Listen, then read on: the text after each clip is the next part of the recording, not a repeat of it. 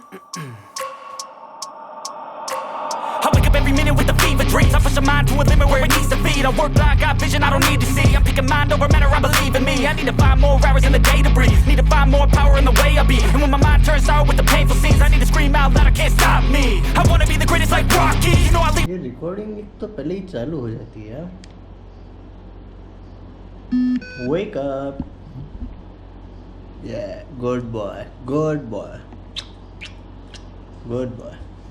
So, hello there. यहाँ थोड़ा इधर ऐसे ऊपर आज तो नहीं आ रही लाइट. हाँ थोड़ा इधर. अरे यार फ्रेम सेट करा कर यार तू पहले से ही. हाँ तो हेलो.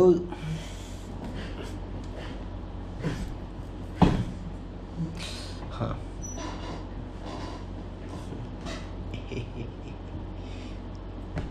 इसको इधर ले यार. हाँ hello there. So welcome to the part 3 of the tutorial series of making the night we met. I hope you watched the previous 2 tutorials and there's that. So let's start.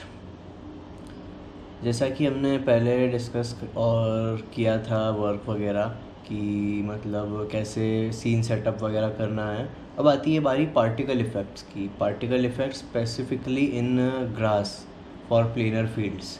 तो जैसा कि आपको यहाँ पे दिख रहा है मैं वेट पेंटिंग कर रहा हूँ ब्लेंडर में. और ये बेसिकली एक प्रोसेस है जहाँ पे हम स्पेसिफाई करते हैं किसी भी एक प्लेन को कि यहाँ वो पार्टिकल्स रहेंगे. तो और फिर एक ग्रास का प्लेन बनाते हैं. तो instead of making a single grass plane मैंने आइडिया लगाया कि what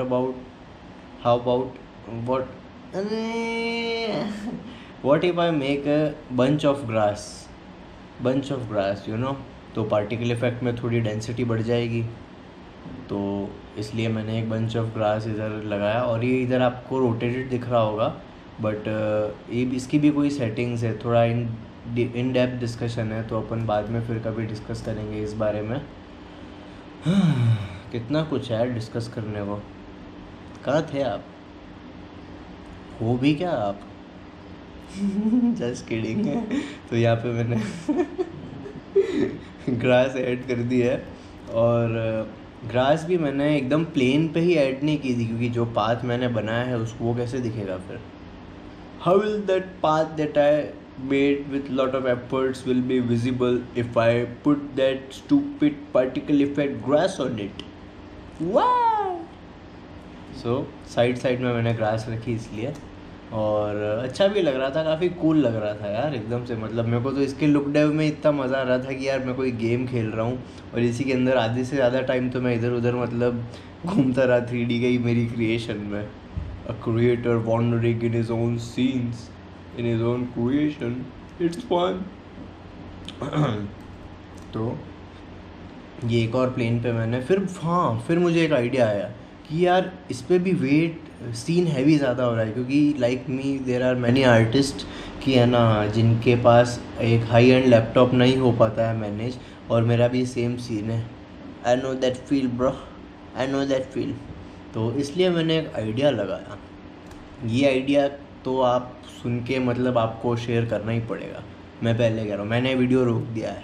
आपको ये आइडिया सुन के 3D artist whoever is watching, all the 3D artists, you have to share this video to other 3D artists after listening to this idea. तो idea सुनो.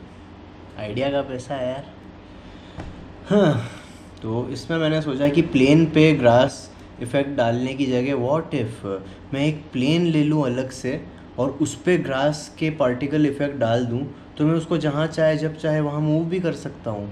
और उस प्लेन को मैं कैसे भी शेप में भी शेप दे सकता हूँ. और मोर ओवर अभी तो आइडिया के भी क्लाइमैक्स का मिर्च मसाला सुनो आप. उसको फिर मैंने श्रिंक रैप मॉडिफायर अप्लाई किया. क्या बोलती पब्लिक? श्रिंक रैप मॉडिफायर अप्लाई करने से हुआ यूँ कि मेरा जो असमतल टेरेन था ना उस पर वो प्लेन चिपक गया और ग्रास भी उस शेप में आई थी ना. हाँ आई थी. तो उससे फिर मैं जहाँ उसको जहाँ जहाँ मूव करूँ वो उस शेप में मूव हो रहा है और कोई दिक्कत ही नहीं है। कैसा लगा तुम्हारे भाई का idea? Modern problem require modern solutions. और ये स्क्रीन को क्या हो गया? थोड़ा मैं सीन रेंडर करके देख रहा था साइकिल्स में कि बेसिकली कैसे क्या सीन है and all and all and all and all and all and all. Okay okay okay. तो ये मैंने एक नई आइडिया की खोज की थी। आवश्यकता ही आविष्कार की जननी है बॉस। ऐसे आविष्कार होते रहने चाहिए। करेगा और भी आविष्कार तुम्हारा बॉय धनु बॉय। हाँ, अब सबसे इंटरेस्टिंग पार्ट अब आता है एडिंग फॉग। तो adding fog to the scene. Fog आते ही एकदम मतलब आह हा हा हा हा night scene, moonlight and fog and a character standing alone. आहा हा हा। मज़ा आ गया मतलब। फॉग, हाँ फॉग के वॉल्यूम सेटिंग्स काफ़ी ट्रिकी है वैसे ब्लेंडर में। तो बहुत ही मतलब एक स्पेसिफाई अमाउंट या एक स्पेसिफिक क्या कहते हैं उसको। अरे ट्यूटोरियल निकल रहा है, जल्दी बोल यार, कल सुबह पनवेल निकलना है। क्या कहते हैं यार, हाँ एक पर्टिकुलर आंकड़ा आंकड़ा जिसको कहते हैं ना, उस आंकड़े पे अपने सीन की साइज़ के अकॉर्डिंग फॉग सेटअप होती है और डेंसिटी भी उसी हिसाब से हमको सेट करनी पड़ती है। तो यहाँ पे बस वही कर रहा था मैं, सेटिंग्स ट्राई कर रहा था। और इन डेप्थ आपको जिस भी चीज़ का, जो भी इसमें से आपको टॉपिक लगे कि आपको समझना है इस चीज़ को, जो भी इसमें हुआ है वाह, इसके अलावा नहीं, क्योंकि जो मेरे को पता है वही तो मैंने किया है। तो देयर इज़ दैट। ऐसा नहीं है, कम ज़्यादा की बात नहीं है, बट स्टिल यार you are my viewers, so it's my responsibility to make you understand if you are willing to learn this that, है ना। तो फॉग सेटिंग्स हमारी यहाँ पे अप्लाई कर रहे हैं हम, और चल ही रहा है ये प्रोसेस।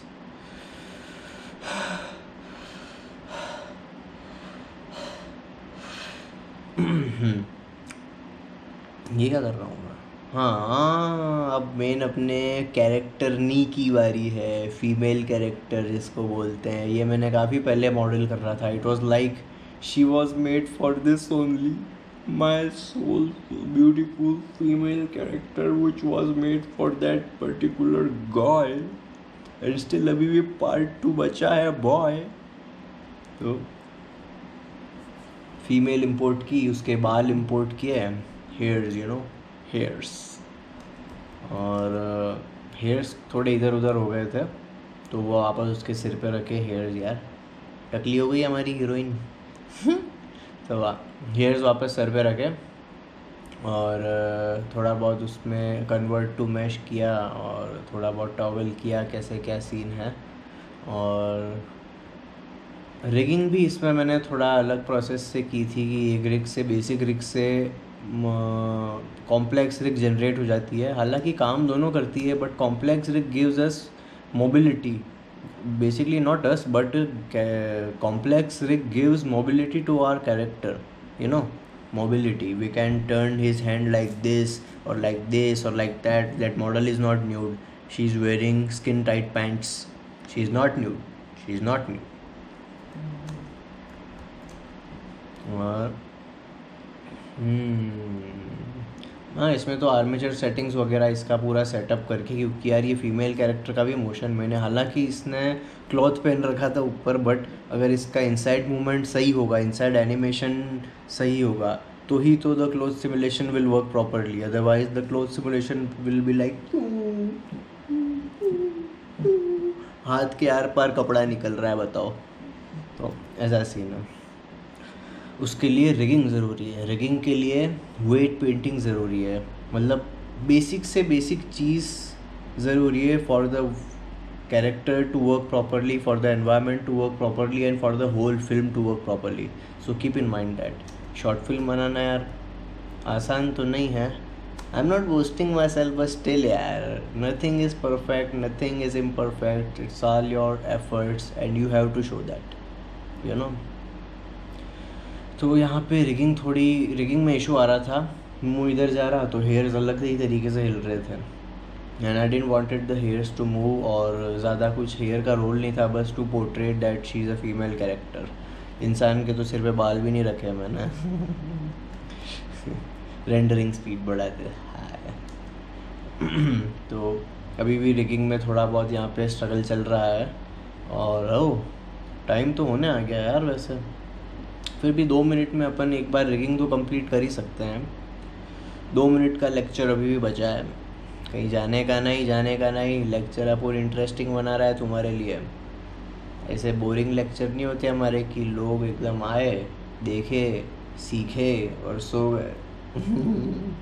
लेक्चर के बाद तो नींद उड़ जानी चाहिए, आनी नहीं चाहिए, तो ही लेक्चर सक्सेस जाता है।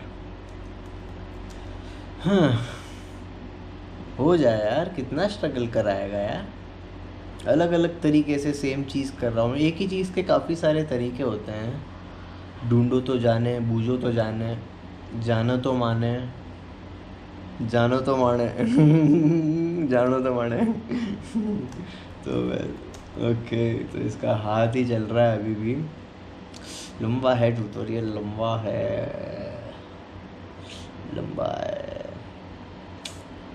इसको मैंने वैसे अराउंड 80-90% फास्ट कर रखा था बाय द वे, सारी रिकॉर्डेड फुटेजेस को। तब जाके ये थोड़ा कंप्रेस हुआ है और अब ये टिक टिक टिक टिक हो गया है। मतलब इसका मतलब हमारा ऑलमोस्ट टाइम हो चुका है। तो ये ऑलमोस्ट इसका अभी भी स्ट्रगल चल रहा है। इसको मैंने सॉल्व किया था वेट पेंटिंग से मैंने इसके ये इशू सॉल्व किए, और प्रॉपर जहाँ पे जॉइंट्स होने चाहिए वहाँ पे मतलब प्रॉपर जॉइंट्स वगैरह रखे। और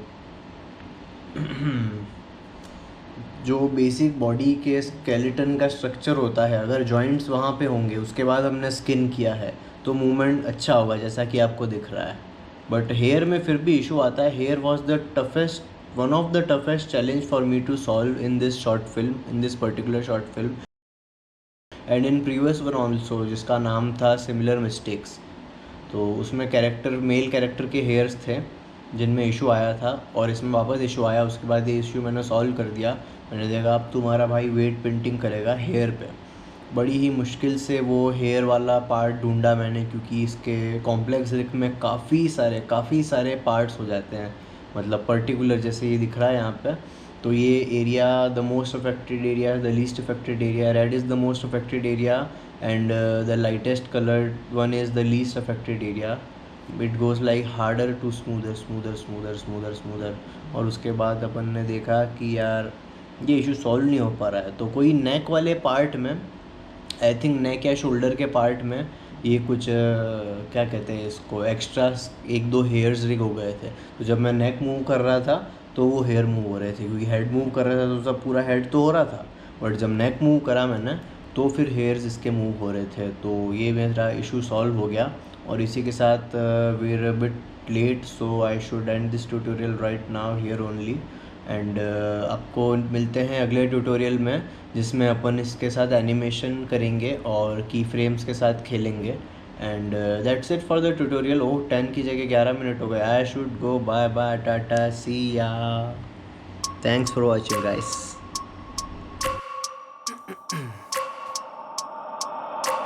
I wake up every minute with the fever dreams. I push my mind to a limit where it needs to be. I work like I got vision I don't need to see. I'm picking mind over matter, I believe in me. I need to find more hours in the day to breathe. Need to find more power in the way I be. And when my mind turns sour with the painful scenes, I need to scream out loud, I can't stop me.